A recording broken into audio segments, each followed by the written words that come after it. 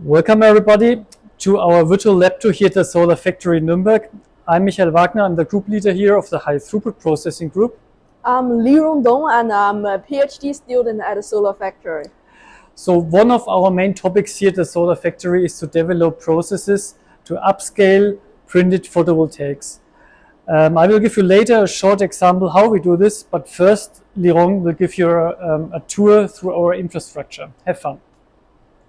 Yeah, okay, first of all, so welcome join me with the remote lecture. So here at the Solar Factory, we have all kinds of the equipment for process development and upscaling of perovskite and organic solar cells. So let me walk you through with our setups. So on the left, we have a rotary perovskite printing machine, which is cornerstone of our process development, and we put much efforts on it. Recently, we achieved a significant milestone of 15% power conversion efficiency with fully printed perovskite device by using it. So on the right, you are seeing a bigger modular production line. So this line supports the width of 30 centimeters and a coating speed of 2 meters per minute. So in the beginning of the production line, it's a cleaning station, so it's making sure the substrate is clean before coating. It also includes 3 blocks of the slough die coating for the function layer and active layers, each with a heating system. So here is an example of the slough die coater. So for the active layers, so the ink can be injected to the slough die head by using a syringe-based pumping system. So the film will be printed by moving the flexible foils through the roller, and the finished layer will be go to heated by the heating system. I think Mihi will show you a video how it works, later interpretation as well. And during the production, we also have this inline characterization, which means we can monitor and analyze the data of the printed layers enabled by in situ UV spectrometers and other characterizations. So in the line, we also have the screen printer, so we offer an option of the pattern electrode as well.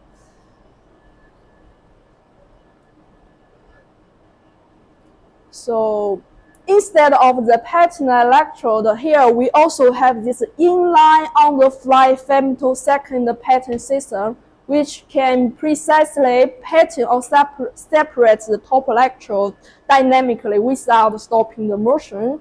So yeah, in the end, we will collect the module in the end of the production line. So afterwards, we will transfer the finished module to an automatic laminator, which encapsulates the module within 2 barrier foil to against the moisture and oxygen from outside environment. And after encapsulation, we will send our module to our partner for integration and subject to the degradation and lifetime testing. So all in all, with all this equipment in the lab, we are well positioned to upscaling perovskite and organic solar cells. And in the future, we would also extend from the single junction to the multiple junction devices like tandem solar cell as well. So I think Mihi will dive into more details, more results we got from the production line. So I will hand it to Mihi. So thank you. Bye. Thank you very much, Liron. So as you now can probably imagine, such big printing machines have a lot of different process parameters and consume a lot of material. And to accelerate the transition from lab to fab, in an efficient way also, we developed a method where we use a multi-nozzle slot die to create a 2D parameter matrix directly on the machine. I will show you how this works.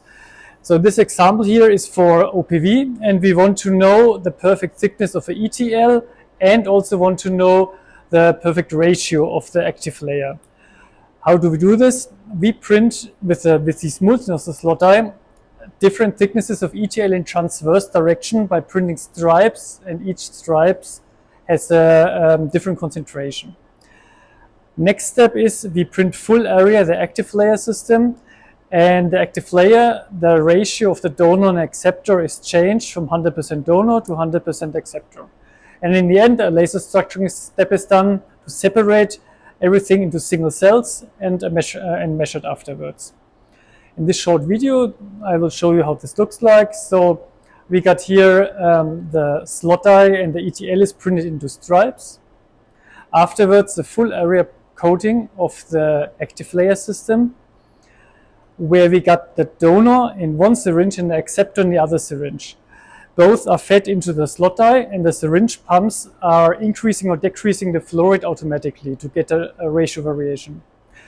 We also save the spectra in line to get all the necessary spectral data to calculate afterwards the ratio in each position on the web.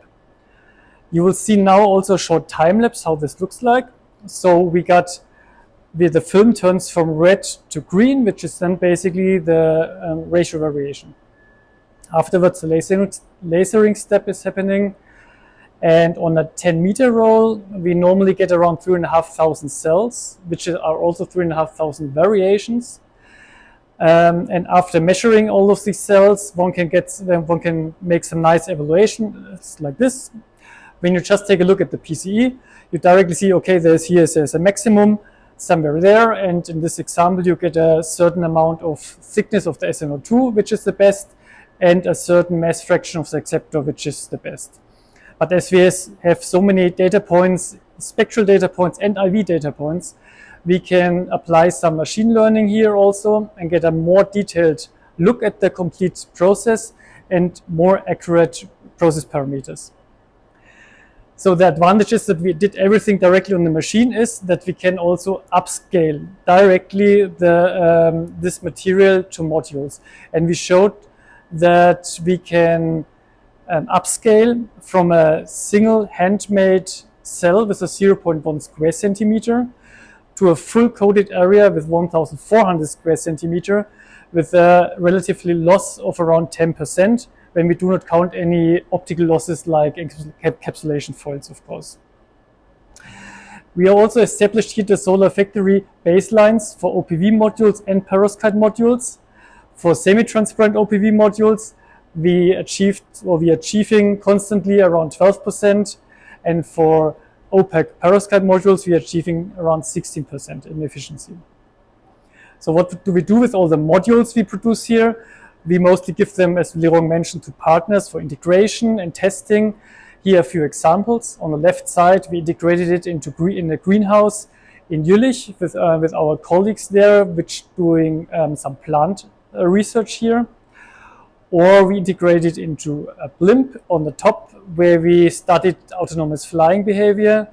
On the bottom, we did a building integration, where we integrated around 10 square meter into canopies, and on the right there's a vertical shadowing element prototype. And with that, we come to an end. I would like to thank you, and I hope you enjoyed our lab tour and you got a nice overview about our research and what we're doing here. Thank you.